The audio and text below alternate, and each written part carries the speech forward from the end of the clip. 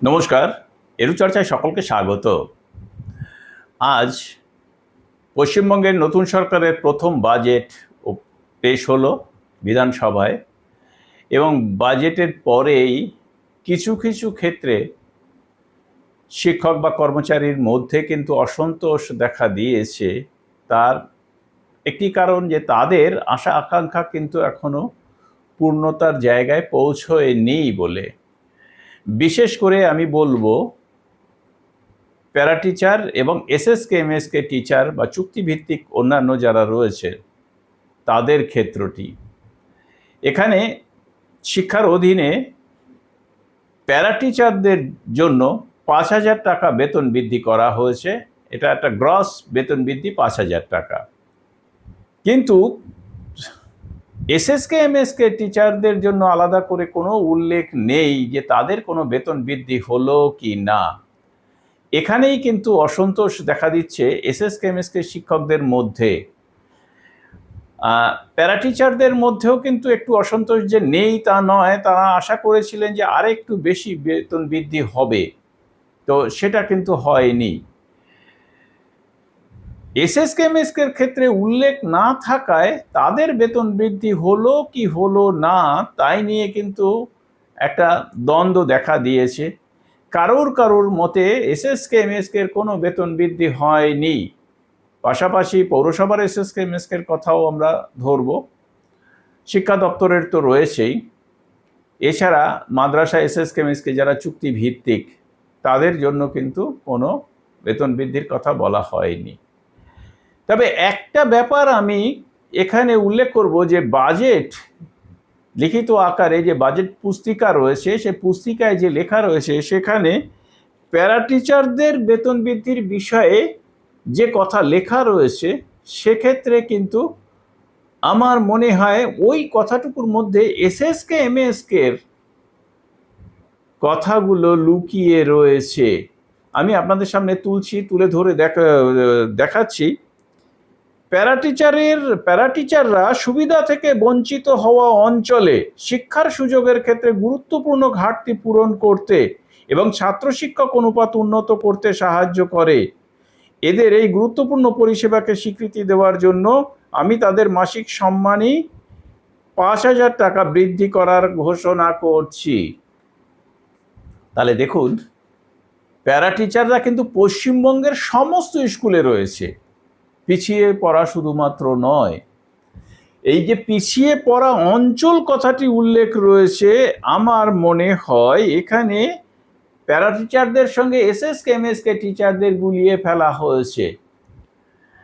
কেননা পিছিয়ে পড়া অঞ্চল বলতে গ্রামের যে অঞ্চল রয়েছে সেখানে এসএসকে এমএসকেই কিন্তু বোঝায়। প্যারা টিচাররা শহরেও রয়েছে, গ্রামেও রয়েছে, তাহলে তাদের জন্য আলাদা করে অঞ্চল নেই। এসএসকে এমএসকে কিন্তু একটা আলাদা অঞ্চল রয়েছে যেখানে সুবিধা বঞ্চিত, যে এলাকায় স্কুল নেই সেই এলাকায় এসএসকে এমএসকে রয়েছে, এবং সেই এলাকায় এসএসকে এমএসকে টিচাররাই কিন্তু শিক্ষা প্রদান করেন। আমার মনে হয় মাননীয় অর্থমন্ত্রী, এমনকি মাননীয় শিক্ষামন্ত্রীও হয়তো এসএসকে এমএসকে সম্পর্কে ততটা অবহিত নন, তাই এই বিষয়টি এভাবে করে এসছে। এটা আমার বিশ্বাস, এটা আমার ধারণা। এটার সঙ্গে কিন্তু এই লেখার যে রয়েছে তার থেকে আমি একটা ধারণা করতে পারি, কিন্তু বাস্তবটা কি সেটা কিন্তু যতক্ষণ পর্যন্ত না ডিপার্টমেন্টাল কোনো অর্ডার আসছে ততক্ষণ বোঝা যাবে না।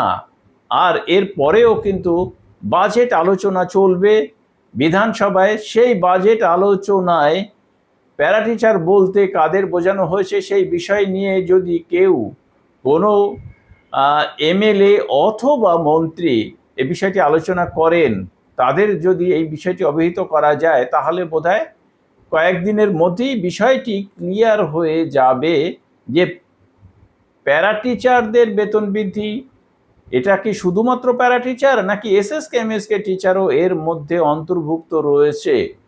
যেহেতু প্যারা টিচার এবং এসএসকে এমএসকে টিচার উভয়ই শিক্ষা দপ্তরের অধীন, তাই আমার মনে হয় এই প্যারা টিচার মানে এসএসকে এমএসকে টিচারও থাকবে। সেক্ষেত্রে ৬০ বা ৬৫ আলাদা করে ভাবার কোনো কারণ নেই।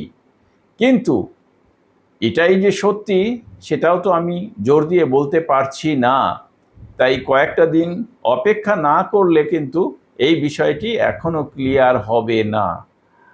যদি এসএসকে এমএসকে টিচারদের কোনো ভাতা বৃদ্ধি না হয়ে থাকে তাহলে তার থেকে আর দুর্ভাগ্যজনক কিছুই নেই বলে আমি মনে করি।